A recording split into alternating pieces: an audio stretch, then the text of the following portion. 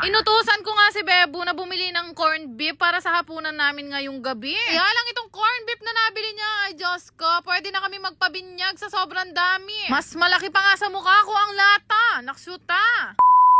For today's ganap nga, pagkatapos nga namin mamigay ng relief, ay nagbiyahe na nga kami dito sa samjihan namin at hanggang dito pala, Diyos ko, binabaha kami. At sa totoo lang, ilang araw din kaming sarado, gawa nga na hanggang tuhod ang baha dito. Pero tingnan nyo naman kung paano pa rin kami dumugin, Diyos ko. Gusto ko lang mag-provide ng mga bota para sa mga customer namin. Naksyuta. Pinunta ko dito pero kailangan ko palang jumuti dahil kinulang nga kami sa tao. Nagsa kasi kami ng customer ngayong gabi kaya naman pa segway na lang ako ng pagsubo. Ngayong araw kasi ito pa lang yung pinakaunang kain ko. Abay mahirap na, baka mag-collapse ang mayoran nyo. Nung oras na nga to at kitang-kita nyo naman kung gaano kabaha dyan sa labas. Pero tingnan nyo naman, sunod-sunod ang mga customer na bumababa sa amin. Kagaya nga nitong Miss Apalit na si Jasmine. Ngayon lang siya nagpunta simula nung nanalo siya. At meron nga siyang free na 3 pack. Actually, hindi pa nga sana kami magbubukas nitong samjihan namin. Dahil nga binabaha yung labasan namin. Alang, inaaway kami sa message. Bakit daw lagi kaming sarado? Sorry na.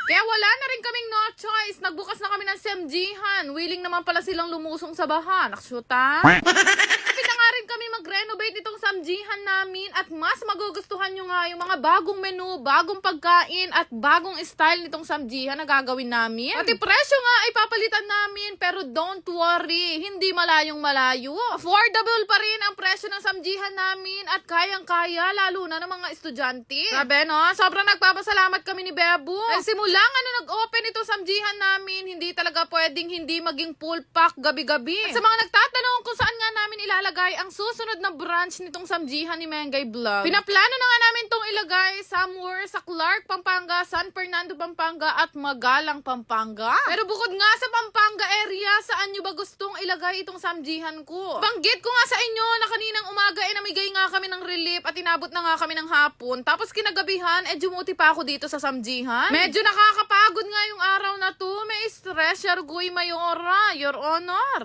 Tapos nga noon, umalis na nga rin kami at nagbiyahe naman kami papunta nga dito sa may Bugay Farm. Dito na nga kami tumaglos at balak talaga namin na dito kami magstay at dito na nga muna kami magpapalipas ng gabi. May event nga ako bukas pero sabi ko kay Bebo, maaga na lang kaming umuwi ng Bulacan. Dating nga namin ng Bugay Farm, nagutom pa nga kami dahil hindi nga sapat yung nakain namin sa samjihan kanina. Kaya naman naghanap nga ako ng maluluto dito sa Bugay Farm at magigisa na nga lang ako ng corned beef. Hindi ko lang alam kung sasapat yun sa amin. Pero nung inabot nga sa akin ni Bebo itong corned beef, ay Diyos ko, pwede na kami magpabinyag sa sobrang laki. Naksyuta.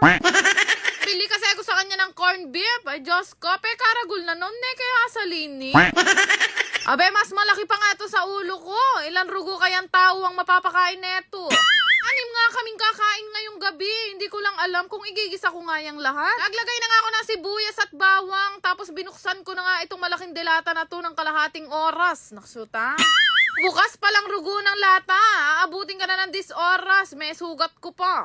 Sandok na nga ako ng sandok dito sa malaking corned beef na to at parang hindi nababawasan. Nanong ko nga si Bebo kung magkano niya ang nabili. Sabi niya nasa 400 lang daw. O tingnan nyo kung gaano karami yung corned beef na nasa kawali para rugong hindi nabawasan yung nasa lata. Kaya sabi ko, hindi ko pwedeng iluto lahat. Ay sobrang tagal nito guys bago maubos. Mamanahin pa to ng anak namin.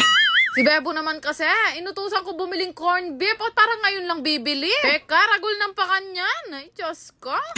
Yan na nga karami yung naluto ko para sa aming anim at panigurado sobra pa nga to. O ngayon, yatin ko parang kung problema na nankero ko yung corned beef ay ni. Karagol na, naksyuta. Sa totoo lang guys, hindi ko alam kung pwede nga itong takpan at ibalik na lang ulit sa rep pero wala naman ako no choice. Kanino ko yan papakain? Pero at least, alam ko na iyahain ko kapag may boodle fight kami ng family ko. Sa laki ng binili ni Bebo na yon, wala siyang choice mamili. Araw-araw corned beef ang ulam niya. Pero ganun pa man, kahit malaki yung corned beef na yun, mag-move on na tayo at sabayan nyo na kaming kumain. Pero kahit anong gawin ko, naaalala ko pa rin yung lata. Naksyuta.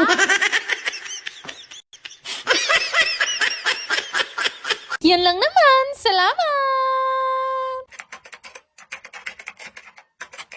Namimigay nga ng Gcash si Mayora sa lahat na magre-register. Dito nga sa pinaglilibangan kong laro na photon game. Ito nga ay pinaglilibangan ko lalo na kapag nasa Bugay Farm ako at wala akong magawa. Pindutin nyo lang yung link na nasa comment section section at huwag niyong kalimutang ilagay yung referral ID ko na 3205426. Na-register nyo nga, i-comment nyo lang ang inyong mga screenshot para mabigyan ko nga kayo ng ayuda. Cash in muna nga kayo bago maglaro at napakaraming pwedeng pagpili ang laro dito. Kaya nga nito pinaglilibangan kong Super Ace. Napakadalas ko yan laruin. Pindutin nyo lang yan kagaya nitong nilalaro ko at mananalo naman kayo dyan. Pero syempre, totoong pera ang nakukuha nyo. Kaya nang lagi ko sinasabi, hinay-hinay lang sa paglalaro. Pag may extra money, tsaka nyo lang to laruin kagaya ko. Kapag ka nanalo na kayo, pwede nyo na yan i-cash out. Lang kadali laruin itong Photon game. Kaya kung gusto mong sibukan, yung link nasa comment section. Yan lang naman. Salamat!